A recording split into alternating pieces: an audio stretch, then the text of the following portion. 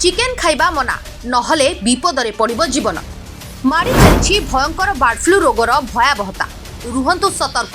कुकुड़ा मारी मांस खाइबा पड़िबो महंगा। जिबे मेडिकल। चिकेन न खाइबाकू स्वास्थ्य विभाग निर्देश। मरा चलिछि कुकुड़ा।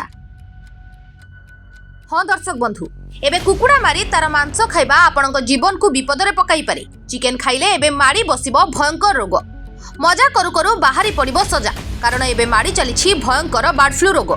फल एबे बर्ड फ्लू पई जारी हेला एडवाइजरी आ सबु जिल्ला रे जारी हेला निर्देशनामा। स्वास्थ्य निर्देशक विजय महापात्र एने सूचना दैछंती। से कहिछंती बर्ड फ्लू बाहरुथिबा अंचल को कंटेनमेंट करा जाइछि। बर्ड फ्लू हेले तुरंत मारी पोति देबा आवश्यक। तेणु जिल्ला मारी चलिछि फीवर सर्विलांस। बर्ड फ्लू रे संक्रमण हेले प्रथमे ज्वर हेबो। तेणु एबे किछ दिन पई चिकेन न खाइबा भलो बोली से परामर्श दैछंती। सेपटे बर्ड फ्लू प्रभावित पिपिली अंचल रे शनिवार ठारू कुकुड़ा मारा अभियान आरंभ होइछि। रविवार द्वितीय दिन में 3 फार्म रु 5000 रु अधिक कुकुड़ा मरा जाई माटी पोता जाइछि। एही अभियान रे राज्यर 4टी जिल्लारू 13टी दलर 65 सदस्य सामिल होइछंती। पिपिलीर किछि फार्म रे लगातार भाबे शह शह संख्या रे कुकुड़ा मड़क होइथिला।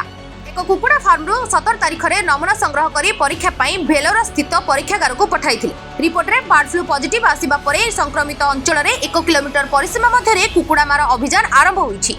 फार्म गुडी को विशोधन करा जाउछि। संक्रमित अंचल रे 11 फार्म रे बंची रहितिबा 20100 कुकुड़ा मरा जिबा पई अभियान आरंभ होइछि। कारण एबे कुकुड़ा मारी मांस खाइबा पड़िबो महंगा। तेणु लोके किणी खाइबा आगुरु बर्ड फ्लू रोग को मूलरू नाश करिबा पई प्रशासन आरंभ करिछि एई कुकुड़ा मारिबा अभियान। क्षतिग्रस्त कुकुड़ा चाषी को सरकार पक्षरु सहायता राशि प्रदान करने को दाबी होइछि। बड़ कुकुड़ा प्रति 70 टंका एवं सान कुकुड़ा प्रति 20 टंका और अंडा दिया बड़ कुकुड़ा प्रति 90 टंका और कुकुड़ा दाना किलो प्रति 12 टंका क्षतिपूरण प्रदान करने को सरकार गाइडलाइन रहिथिबा पिपिली ब्लॉक प्राणी चिकित्सा अधिकारी डॉक्टर आलोक मिश्र सूचना दैछंती। तेणु एबे चिकेन खाइबा आगुरु सावधान होई जांतु। Bureau report ATV Odisha live.